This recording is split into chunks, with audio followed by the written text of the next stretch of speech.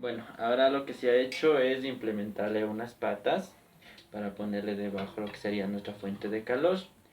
Esto es fácil, solo le torcemos el alambre al lado de los contornos de la lata. Como la lata tiene unas hendiduras aquí, el alambre se ajusta muy bien en por todos lados. Y le doblamos a la dimensión que queramos.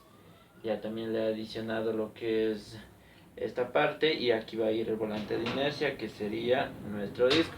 Al disco le puse monedas así para que tenga más peso. O bueno, se podría poner varios discos también para que sea algo más compacto, pero las monedas ayudan. Lo que se va a hacer también es ponerle las velas acá abajo para hacer la fuente de calor y ya quedaría listo. Y funciona bien. Bueno, lo que vamos a hacer ahora, luego de haber pegado, las monedas quedaron bien ahí como el volante de inercia. Por el peso hace que empiece a girar. Entonces, también si le ponemos el volante de inercia que sería acá, empieza a declinarse todo el motor, lo que es para acá por el exceso de peso. O sea, podemos solucionarle poniendo las patas un poco más inclinadas acá, haciendo que el centro de gravedad sea aquí, entonces no afectaría. O poniendo del lado contrario un peso. Esta broca es un poco pesada y sí contrarresta. Ahora lo que vamos a hacer la caldera. Por ejemplo, yo le hice con un pedazo de papel e iría a meterle así por debajo. Ya. Ahí vamos a poner 6 pequeñas velas, que serían así. Más que todo que queden suficientemente separadas para la caldera. Más que todo, una necesita quemar ahí. Por ejemplo, tenemos estas así. Les dice de 2 velas, así un poco más grandes.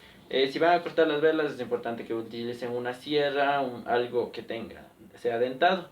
Más que todo para que vayas retirando poco a poco el material. Ya que los estiletes les cortan de una, pero a veces suelen quebrarles un poco más arriba o más abajo. Entonces para cortes más precisos, ocupé una sierra. Bueno, ahora ya que tenemos de hecho nuestra fuente de calor, les distribuí en pares, 3 grupos, para que todo el calor se distribuya en esta parte. Ahora llenaríamos lo que es el agua. Para esto vamos a ocupar una jeringa, más que todo así tenemos conocimiento de cuánta agua estamos suministrando lo que es a la caldera y para proceder a hacer los cálculos, por ejemplo, de en cuánto tiempo llegaría el vapor a determinada presión y tendría la fuerza para mover los pistones. Bueno, lo que vamos a hacer es ingresar el agua por esta parte. Yo hice un hueco muy pequeño aquí y lo vamos a llenar de agua. Luego de haber llenado de agua este hueco, lo sellamos con estaño. Tiene que ser bien pequeño. Y con el estaño se rellena y ya queda bien presionado. Porque después de que prácticamente quede todo sellado, será muy difícil volver a llenar el caldero de agua. A no ser por los pistones, pero si se llena por los pistones ya quedaría agua por estas partes también.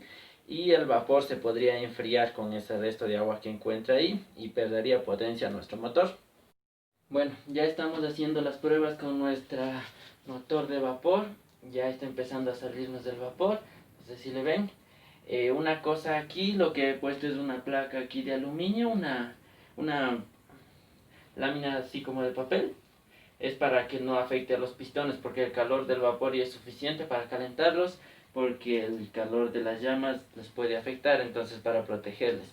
También he puesto aquí una varillita, es para golpearlo contra esta lata y cada vez que suene sería una revolución. Lo grabamos y en un programa podemos disminuir la velocidad y podríamos contarlo si no tenemos un tacómetro. Entonces lo que voy a hacer es darle impulso al volante de inercia, es para que pueda girar, para que este pistón pueda empujar al otro hacia abajo. Necesita un impulso. Entonces ahí, o sea, el primer impulso debe ser con bastante fuerza. Ya. De ahí, por ejemplo, lo que vamos a hacer es golpear esto, pero tenemos que grabar. Ya. No tenemos que acercarle mucho, es porque la lata puede disminuir la velocidad del motor y eso afectaría las revoluciones que estamos contando. Entonces debe ser lo suficiente para producir un poco de sonido, basta, no, tampoco no podemos reducirle su velocidad de funcionamiento. Bueno, después de haber grabado le pasamos a una aplicación para analizar y vemos que hay más puntos más altos en estas partes donde que se completó una vuelta. Hay en otros más bajos es porque se alejó la lata o se acercó mucho. Entonces lo que podríamos hacer es aumentarles y contarles cuántas se produjo en determinado tiempo, por ejemplo, cuántas por segundo, cuántas por 5 segundos, y así podemos obtener unas revoluciones por minuto. Sería una forma un poco, sí nos daría un valor un poco preciso, ya que solo viéndole no le podíamos contar, pero tampoco tenemos un tacómetro para ver con exactitud cuántas tenemos. En este momento lo que estamos es midiendo lo que es el voltaje y también los amperios.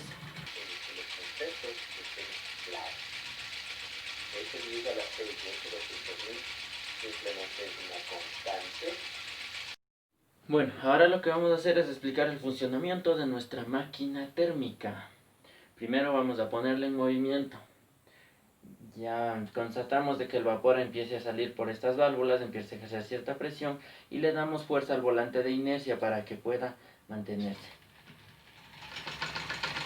Y listo, nuestra máquina está funcionando. Mientras la caldera esté caliente, el motor seguirá funcionando.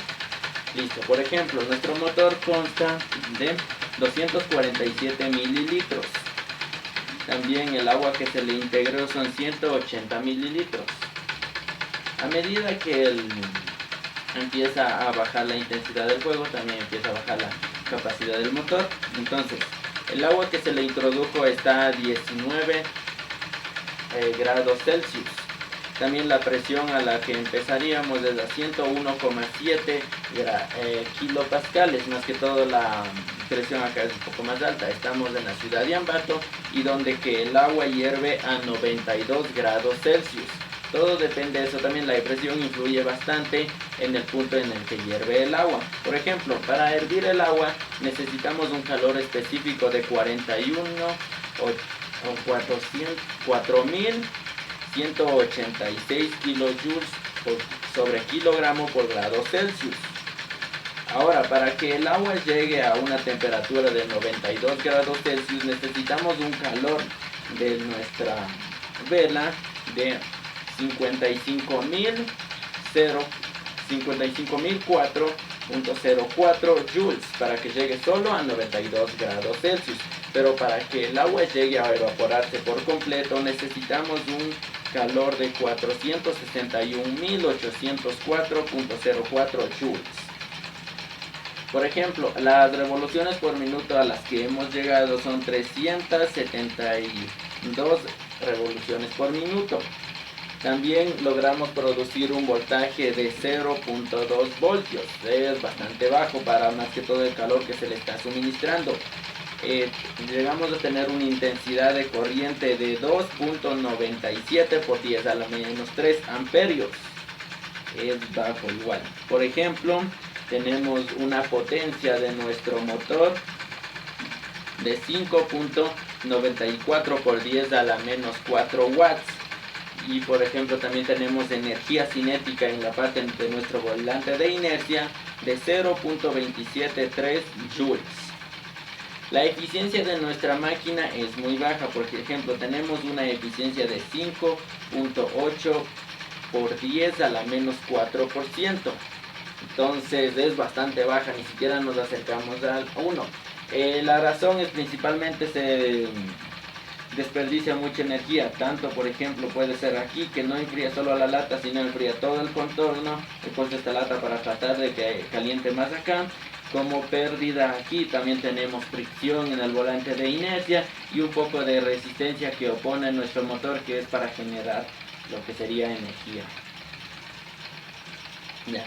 Por ejemplo, la temperatura para que toda el agua que tiene nuestro caldero se evapore sería de 627.89 grados Celsius.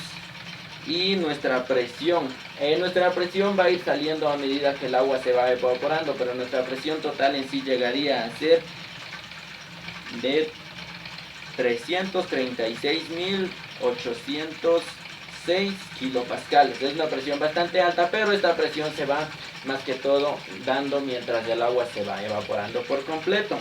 Eso es lo que podríamos decir, es un motor bastante bajo en eficiencia, pero funciona muy bien. Nuestro voltaje ha sido igual bastante bajo en comparación. Si pusiéramos un LED, dependiendo de su capacidad, apenas llegaría a dar como si fueran palpitaciones. Bien más.